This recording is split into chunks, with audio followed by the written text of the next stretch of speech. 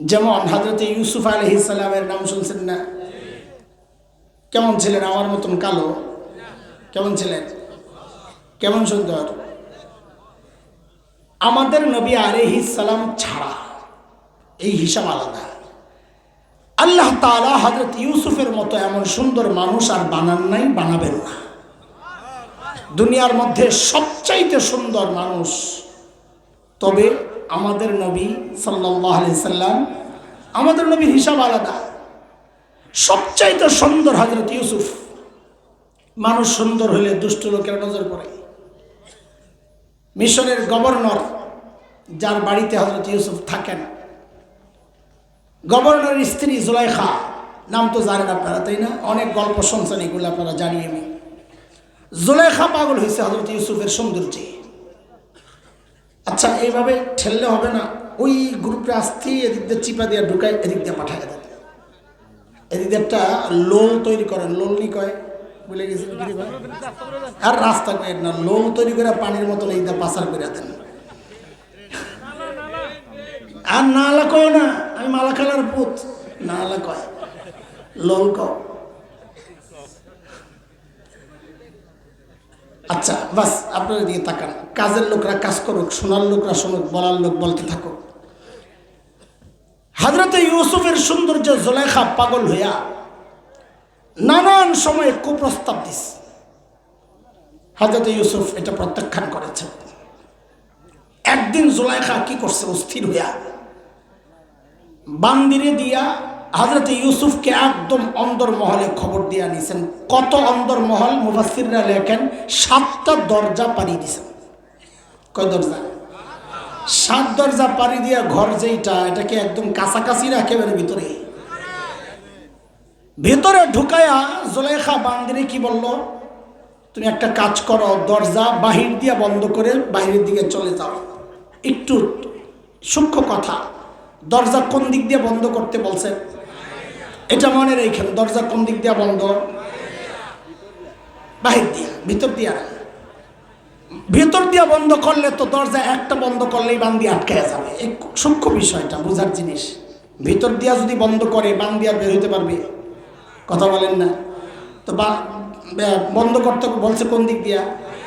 বাহির দিয়ে বন্ধ করলে না সবগুলারে তালা লাগাইতে পারবে। সব বন্ধ করে চলে গেছে। হযরত ইউসুফ পড়ছেন মহাবিপদে। বিপদের কারণ মুফাসসিররা 3টা কারণ লেখেন। 1 নম্বর, চারদিক বন্ধ, ফাঁদে পড়ছেন, আটকায় গেছেন। 2 নম্বর, নিজের মনিবের স্ত্রীর আহ্বান প্রত্যাখ্যান করাও তো কঠিন। 3 নম্বর, হযরত ইউসুফ নিজেও তো টকবগে যুবক। এমন অন্দর মহলে একজন সুন্দরী নারীর আহ্বানকে প্রত্যাখ্যান করা একটা যুবকের জন্য কম কঠিন বিষয় না। সবগুলো বিষয় একসাথে।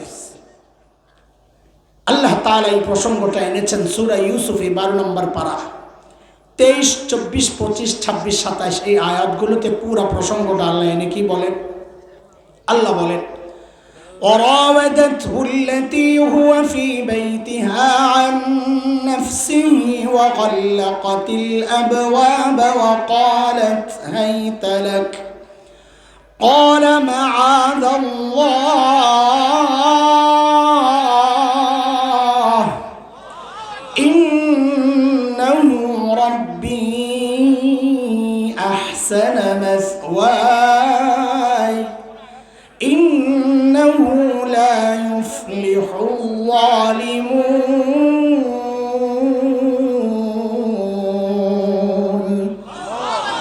হযরত ইউসুফ আটকা পড়ে দিছেন এক চিৎকার, ও আল্লাহ আমারে বাঁচাও। কাকে ডাক দিছেন? 24 নম্বর আয়াতে আল্লাহ বলতেছেন, কাযালিকা লিনাসরিফা আনহু সুআ ওয়াল ফাহশা। আমি ইউসুফকে বাঁচায় দিছি। কেমনে বাঁচাইছেন? 25 নম্বর আয়াত থেকে আল্লাহ নিজে বলতেছেন কেমনে বাঁচাইছেন। শুধু এতটুকু আবার আমার সাথে বলে যান, হযরত ইউসুফকে কে বাঁচাইছেন? কে বাঁচাইছেন? আমাদের বলার জন্য যতটুকু দরকার এটা হয়ে গেছে। আর গল্প আমি আগাচ্ছি না, তাহলে অন্য কথা ছুটে যাবে। তাইলে হযরত ইউসুফকে গুনাহ থেকে কে বাঁচাইছেন? সমস্ত নবীকে গুনাহ থেকে কে বাঁচাইছেন? কিন্তু কেন বাঁচাইছেন? আমাকে আপনাকে কেন বাঁচাচ্ছেন না? বিখ্যাত একটা প্রসঙ্গ। এটা বোঝার জন্য কোরআন আল কারীমের 17 নম্বর পারা 2 নম্বর সূরা সূরাতুল হজ এর একদম শেষ পৃষ্ঠা, পারারও শেষ পৃষ্ঠা, আয়াত নম্বর 75 আল্লাহ এই সম্পর্কে বলেন, আল্লাহু ইয়াসতাফি মিনাল মালাইকাতি রাসূলান ওয়া মিনান নাস। আল্লাহ বলেন সমস্ত রাসূল আমার নির্বাচন। রাসূল কার নির্বাচন? বলেন কার নির্বাচন? কোনো ভোটের না, কোনো নেতার না, কোনো ব্যক্তির না, কোনো প্রেসিডেন্টের না। রাসূল কার নির্বাচন? কোন নবী, খেয়াল করেন সূক্ষ্ম বিষয়, কোন নবী যদি কোনো গুনাহ করেন তাইলে আল্লাহর নির্বাচনটা প্রশ্নবিদ্ধ হয়ে যাবে যে আপনি কার নির্বাচন করলেন নবী হিসাবে? তিনি মানুষকে গুনাহ থেকে কি বাঁচাবেন? তিনি নিজেই তো গুনাহ করেন। এই জন্য আল্লাহর নির্বাচন যেন প্রশ্নবিদ্ধ না হয়, আল্লাহ সমস্ত নবীকে গুনাহ থেকে নিজেই বাঁচায় রাখছেন।